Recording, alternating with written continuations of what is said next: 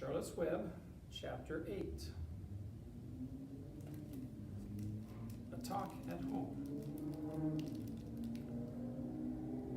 On Sunday morning, Mr. and Mrs. Arable and Fern were sitting at breakfast in the kitchen. Avery had finished and was upstairs looking for his slingshot. "Did you know that Uncle Homer's goslings had hatched?" asked Fern. "How many?" asked Mr. Arable. "7," replied Fern.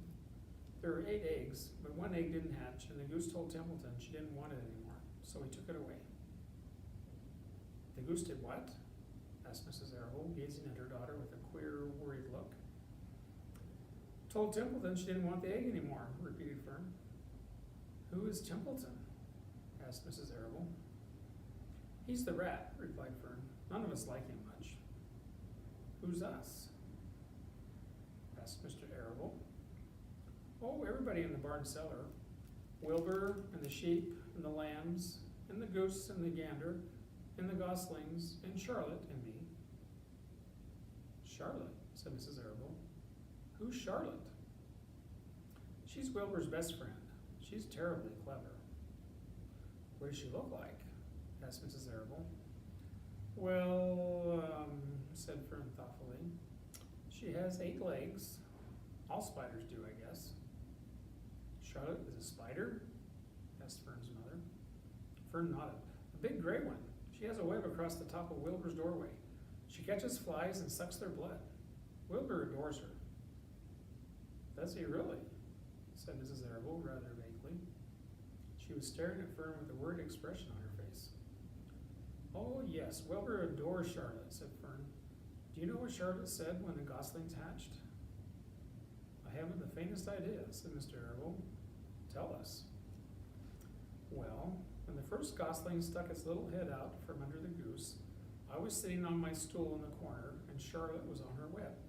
She made a speech. She said, 'I am sure that every one of us here in the barn cellar will be gratified to learn that after 4 weeks of unremitting effort and patience on the part of the goose, she now has something to show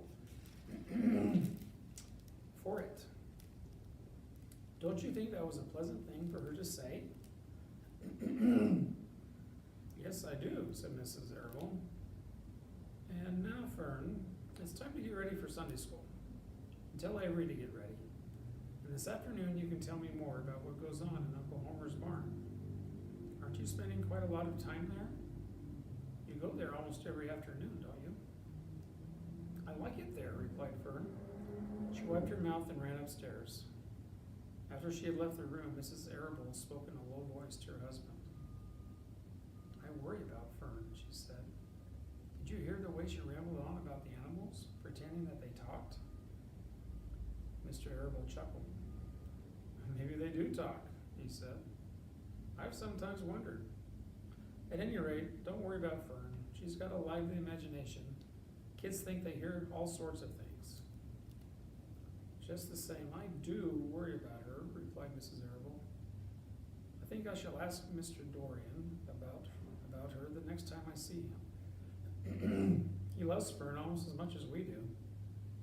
And I want him to know how queerly she is acting about that pig and everything. I don't think it's normal. You know perfectly well animals don't talk." Mr. Arable grinned.